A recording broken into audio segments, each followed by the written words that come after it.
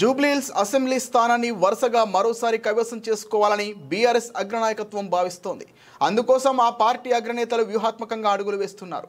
ఆ క్రమంలో ఆ పార్టీ కార్యనిర్వాహక అధ్యక్షుడు కేటీఆర్ నియోజకవర్గంలోని డివిజన్ స్థాయి నేతలతో వరుసగా భేటీలు నిర్వహిస్తున్నారు. అందులో భాగంగా శుక్రవారం తెలంగాణ భవన్లో ఎర్రగడ్డ డివిజన్ స్థాయి బూత్ కమిటీలతో ఆయన సమావేశం అయ్యారు. ఈ ఉప ఎన్నికల్లో అనుసరించాల్సిన వ్యూహంపై వారికి కేటీఆర్ దిశానిర్దేశం చేశారు. ఇప్పటికే వెంగళరావు నగర్, రహమత్ నగర్లోని పార్టీ కేడర్లతో కేటీఆర్ సమావేశమైన విషయం విదితమే. అలాగే సదరు నియోజకవర్గంలోని డివిజన్లకు ఇన్ఛార్జ్లను ఇప్పటికే బీఆర్ఎస్ అగ్రనాయకత్వం నియమించిన విషయం తెలిసిందే. పేదవాళ్ళంటే సోయి లేకుండా వ్యవహారం చేస్తున్న ప్రభుత్వానికి ఖచ్చితంగా బుద్ధి చెప్పాలి. నేనేదో ఓట్ల కోసం మాట్లాడతలేదు. నేను ఒక మాట మాత్రం ఖచ్చితంగా మీకు చెప్తున్నా, యాద పెట్టుకోండి. ఈ హైడ్రాకు ఈ ప్రభుత్వానికి నీతి ఉంటే పెద్దవాడు పేదవాళ్ళు అనే తేడా లేకుండా పనిచేస్తామనే ఆలోచన గిన్ని ఉంటే మరి ఒకటే తిరిగి పనిచేయాలి. అదే ముఖ్యమంత్రి గారి అన్ననేమో చెరువులో ఇల్లు కడితే ఆడికి హైడ్రా పోదు, బుల్డోజర్ పోదు.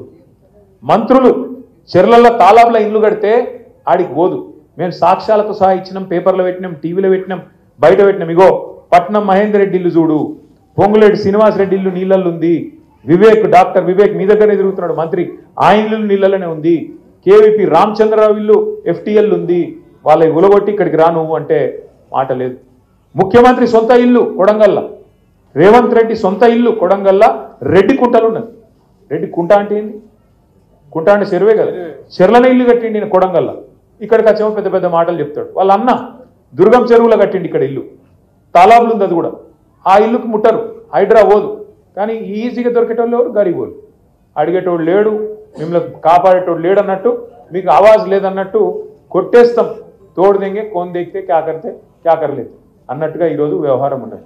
దయచేసి నేను మిమ్మల్ని కోరుతున్నా, ఇవాళ ప్రభుత్వం కాంగ్రెస్ పార్టీ వాడు ఏమంటుండంటే మాకు ఓటేసి నీ ఏళ్ళతో నీ కంటినే పొడిపించే కుట్ర చేస్తున్నాడు.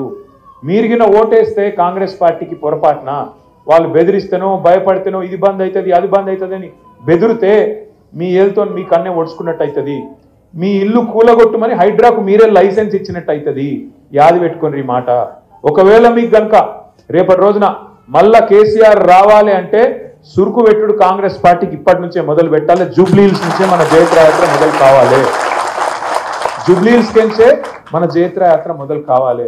లేకపోతే ఈ కాంగ్రెస్ పార్టీ మామూలు పార్టీ కాదు.